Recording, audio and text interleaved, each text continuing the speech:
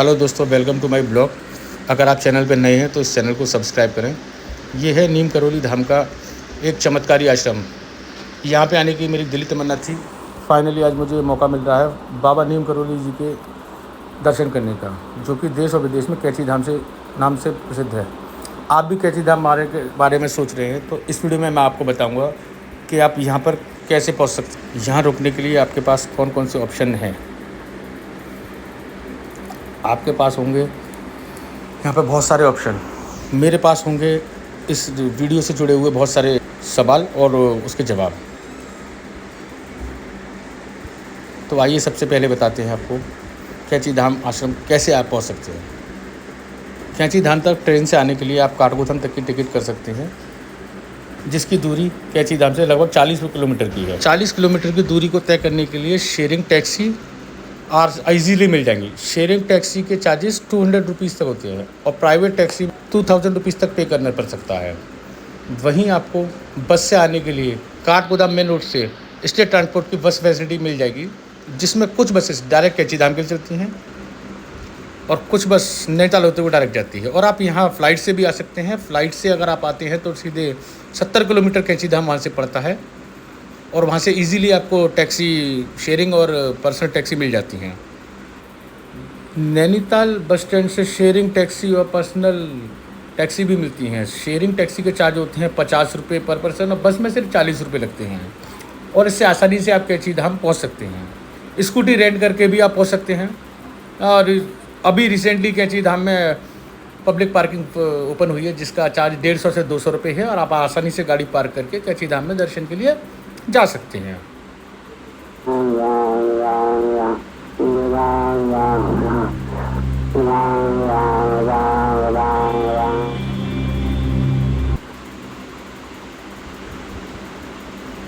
वास्तविक नाम श्री लक्ष्मी नारायण शर्मा था, जिनका जन्म सन 1900 के आसपास उत्तर प्रदेश में हुआ था। 11 वर्ष की उम्र में ही बाबा का विवाह हो गया था और 17 वर्ष की उम्र में उन्हें ज्ञान की प्राप्ति हो गई थी। इस युवावस्था में उन्होंने सांसारिक और पारिवारिक सुख को त्याग दिया और पूरे उत्तर भारत में हाथ में चिमटा और कमंडल लिए मन में बिना किसी चाह के राम नाम को जप के और तप के लिए निकल गए।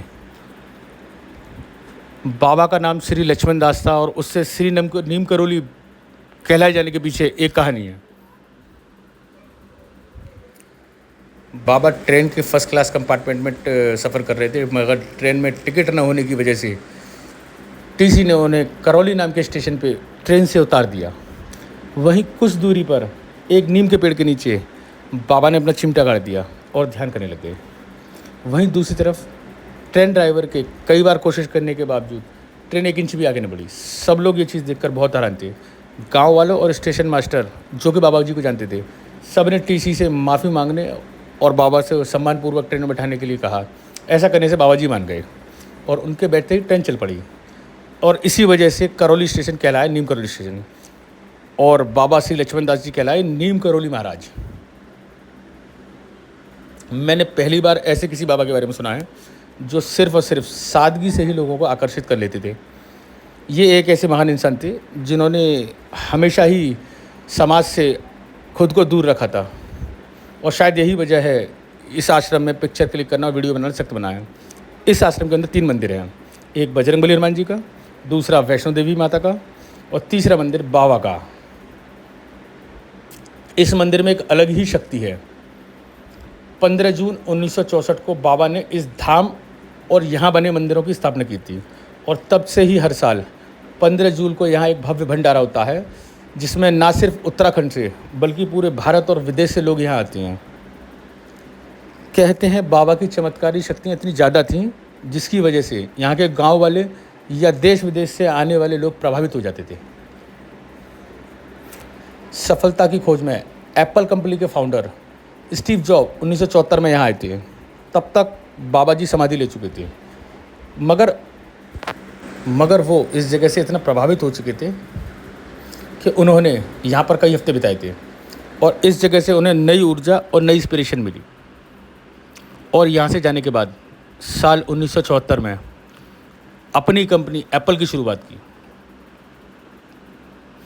स्टीव जॉब ने भी कई बार कई जगह पे इस बात का जिक्र किया है कि उन्होंने कैची धाम में काफ़ी समय बिताया और यहाँ पर उनका स्पिरिचुअल एक्सपीरियंस बहुत ही शानदार रहा। और कहा यह भी जाता है कि बाबा नीम करोली बाबा का सबसे पसंदीदा फल सेब था। इसी बात से इंस्पायर होकर स्टीव जॉब ने अपनी कंपनी का नाम एप्पल रखा था, जो कि आने वाले वक्त में वर्ल्ड मोस्ट इन्फ्लुएंशियल कंपनी साबित हुई। इसके बाद उन्होंने फेसबुक फाउंडर मार्क जुकरबर्ग को यहाँ आने के लिए कहा।